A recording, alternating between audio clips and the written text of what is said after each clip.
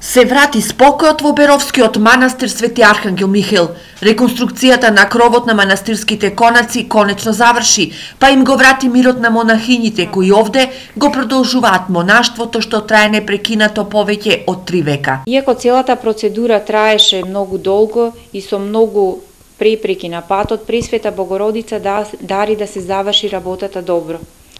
Сестра Синклитикија е горда што се заврши овој проект. Како резултат на тоа вели дека се зголемило и сестринството, па од неодамна овде живеат 5 монахињи, но пред нив има уште еден предизвик – реконструкција на црквата изградена во 1818 година, со што ќе се спаси од пропаѓање аманетот од старите беровци кои црквата ја изградиле за 40 дена и таа е символ на македонскиот непокор и борба за слобода. Она што е следно наред е собирање на средства на кровот на црквата, кој во многу лоша и завидна состојба и особено опасно е тоа што истиот протекува во црквата токму каде што се наоѓаат електричните кабли. Во пресвет на Христовото воскресение, манастирот е украсен со радост, исполнет со молитва, а големината на празникот, сестра Синклитикија ја опишува со зборовите од Свети Јован Златоуст. Никој нека не ја оплакува сиромаштијата, бидејќи ни се јави царството. Никој нека не тагува поради гревовите, зашто простувањето засветли од гробот. Никој нека не се плаши од смртта, затоа што не ослободи смртта на Спасителот. Покривот е проблеми за манастирот Воскресение Христово во Штип. Потребни се 5000 евра за овој верски објект да се покрие со керамиди, онака како што е наложено од Бога. За сега собирањето на средствата оди тешко, но зрак надеж се најавите за помош од страна на македонскиот амбасадор во Австралија.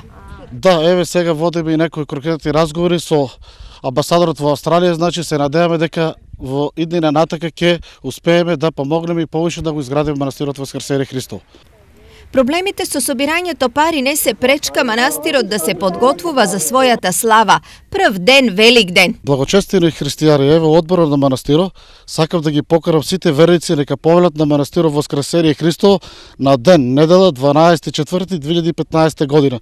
Значи да се собереме, да се помолиме за здравје, среќа, спасение на нашите христијански срца.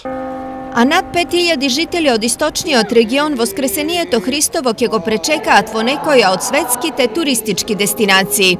Значи оваа година како најатрактивни понуди може да ги издвоиме Банско во Бугарија, каде што имавме програма на 2 ноќевања и 3 ноќевања. Вака за великденските празници сите оние клиенти кои што уплатија во туристичка агенција Феријал Кашиков беа Истанбул, како доста атрактивна, и Љубљана, Блето, Патија, Плитвице исто таа понуда.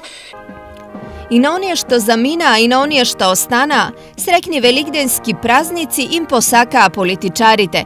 Честитки испратија пратениците Димков и Мицевски, штипските социјалдемократи и градоначалникот Илчо Захариев.